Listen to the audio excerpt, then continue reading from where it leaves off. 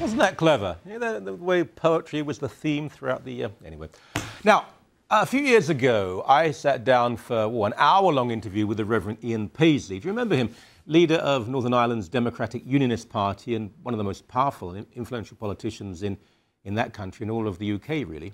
He was a Protestant firebrand and the most influential voice of the loyalist population of Ulster. Off air, he began to tell me all sorts of stories of his travels and experience with terror leaders, world statesmen, so on. Fascinating man. I asked him who the most and least impressive were. Of the former, he said there were many. Of the latter, he explained that one in particular came to mind. Vice President Al Gore. You know, I was in Washington, he said, and President Clinton was sharp. He knew, I won't do the accent, he knew the situation, even had some good ideas. But Gore, said Paisley, this is what he said, he was a child. He was a babe in the woods. He seemed so out of his depth. I'd never forgotten what Paisley had said, but most of us, though, had forgotten Al Gore. I mean, he failed to become president. He was yet another former vice president, and he couldn't even make much money on the speaking circuit. But then he discovered climate change. Like some huge financial epiphany, it came to him on the road to the bank. He would make movies, write books, start television networks, and he became a multi-millionaire while simultaneously being a hero of the people. You see, the unwashed hippie and lefty crowd routinely despise people who make money, even though they themselves are often the children of privilege, but they adore it when Gore, Suzuki, Lewis, Trudeau make a fortune. And my golly, Big Al has so much money now he can hardly count it. He sells so-called clean energy for a lot of money. He sold his absurdly awful TV station to Arab Muslim dictators. He commands enormous speaking fees. So, from shamed failure of a politician, no less, who was treated by Clinton really as an embarrassing lightweight, you know, to the voice of the carbon obsessives. He's profoundly dishonest, as the legion of errors and mistakes and downright lies in his movies and speeches make abundantly clear, and he's too cowardly to debate genuine scholars and scientists who keep on challenging him. He won't debate them, and he's a vast, vast hypocrite in that he takes huge piles of cash from Gulf oil fascists who produce dirty oil and do it by exploiting slave workers in their little theocratic state. He then comes to Canada and tells us why we should make crowds of natives, Newfoundlanders, Albertans, and so many others unemployed because of his fetish. Now, I want you to watch this now. It's very interesting. The young woman interviewing him, I'm sure she's very nice and all that, but she doesn't challenge anything he says. He doesn't understand what the word metaphor means, by the way, but that's beside the point. He tells lies, he says things that simply aren't true, and yet he's treated as though he's a roaring lion of morality. Have a look at this, please. My country, much more than Canada, is burning carbon fuels, and that collectively we who live on this planet are using the Earth's atmosphere as a dumping ground, as if it's an open sewer. It's quite a serious issue, and those who don't like the metaphor, those who took exception to it, should explain what is wrong with the metaphor, because the cumulative amount of man-made global warming pollution that we've now put into the atmosphere traps enough extra heat every day to equal the energy in 400,000 Hiroshima atomic bombs. If you mention Hitler, the Holocaust, or atomic bombs, you always win an argument. Extraordinary, the lack of integrity. How do you sleep at night? You said if you don't like this metaphor, challenge me. You wouldn't allow Sun News to even ask you a question. You have said no over again to people like Lord Monckton, who wants to debate you. Just debate you, fairly and squarely. You've said no, you won't do it. You're a hypocrite. You're a coward. And you say things that simply aren't true. What you're going to see now, there's at least 3 things that are said here which are completely and utterly untrue. But again, not challenged by the interviewer. Take a look. They're the dirtiest fuels, and the amount of global warming pollution that comes with each unit of energy produced from the tar sands is much greater than from conventional oil. And the byproducts, petroleum coke, it puts out much more global warming pollution than coke made from coal. Remember, any academic who questions this new gospel will, if they don't lose their jobs, if they happen to have tenure, will never get promotion. They'll be marginalized, mocked, pushed to the very corners. Look, the crowds he speaks to, however, and I've got to say now, less crowds than gatherings, and it's great fun to see the organizers book ever smaller halls for Gore's speeches. But people just aren't that interested anymore unless they're absolutely obsessed with what he says. The time will come when the rooms he stores his cash in will be larger than the rooms where he gives his lectures, but he still does terrible damage.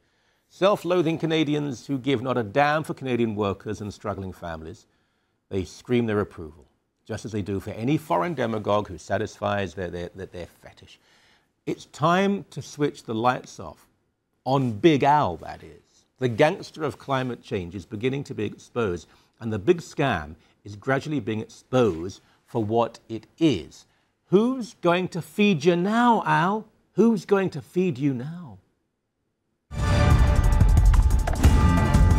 Canadians, again, they're not stupid, and it's at people's own peril, it's at activists' own peril that they treat Canadians as stupid, because we have a tremendous amount of information at our fingertips in terms of Google, of looking at transparency reports, and Canadians will make up their own minds. They know we need to develop our economy, they know we need energy. What they want is to ensure it's being done in a responsible way, and that's what we aim to prove. And that's in response, you've seen some of the clips, we've been playing them all day and on the show, of Al Gore, who I'm not here to attack an interviewer on CTV, but this young woman, sat there and said nothing as Al Gore spewed out lies. I don't mind debating this, but he won't debate with people. He refuses to debate with people who know the subject. He won't even take questions from people who are critical. Every question has to be vetted. And he uses Hiroshima and these striking metaphors and similes that have no basis in truth and reality. Then he criticizes other people for not approaching the subject properly. Simon Kent always approaches every subject properly. I mean, it's not a personal attack on Al Gore, but there's many levels of hypocrisy here. He's making a lot of money out of all this. He certainly is. He's done extremely well out of the whole scare business that he's in, and the scaremongering business he's in. He won't countenance contrary views or opinions. To him, the debate's over. The debate is finished, and if we don't believe him, we're stupid. If we don't listen to what he has to say, we're dumb. And it's extraordinary to hear you say that he vets the questions. Oh, he does. Why doesn't he do away with the interviewer altogether and just sit there and ask himself the questions, answer the questions, ask himself? At least he's being interviewed by somebody he likes. At least he's sitting with someone he really loves. It's atrocious. I mean, you can't carry on a political life like that. I mean, you have to test your ideas in a public forum. It's a contest of ideas out there. It should be argument and debate and counter-argument. And you're quite right. You don't stick to the personal side of things, but you certainly vigorously debate people's ideas and test their assertions. To do anything else is really quite is fake. Well, Lord Christopher Monckton. Now, there are people who attack Monckton. They say, oh, he's a fraud.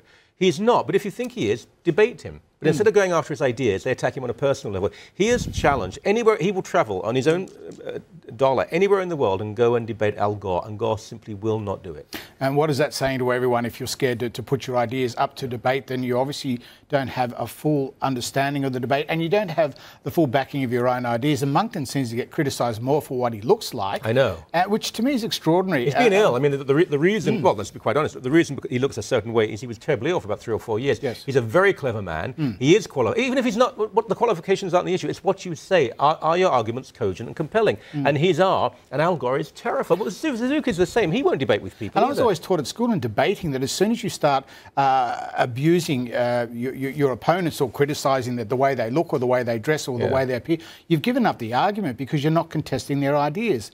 And so many people still seem to find Monckton a figure of fun and a cartoonish figure. Well, I suppose he has to live with the way he looks, but I'm sure he'd say, attack my ideas, contest my ideas, and let's put them into the forum of public opinion, where they can be competed with and taken at their measure. But I really find Gore as such a conflicted individual. He's made so much money out of telling us how to live and telling other people how to live their lives, and he's done grandly out of it. I'm really suspicious. Maybe that's the Australian thing in me that's suspicious of authority. Well, it's very healthy, though, because He's a wealthy man. I don't mind that in any way, but he sold his TV company that was failing terribly to a Gulf-based conglomerate where people are treated in the most appalling fashion. I mean, Qatar is not the worst of places in the Gulf, but you have Bangladeshi and Pakistani and Indian workers who are treated effectively as slaves. There are very few civil and human rights there. If he would have sold a TV company to, I don't know, somewhere in the former Soviet Union, we would have said, but you couldn't do that. But in this case,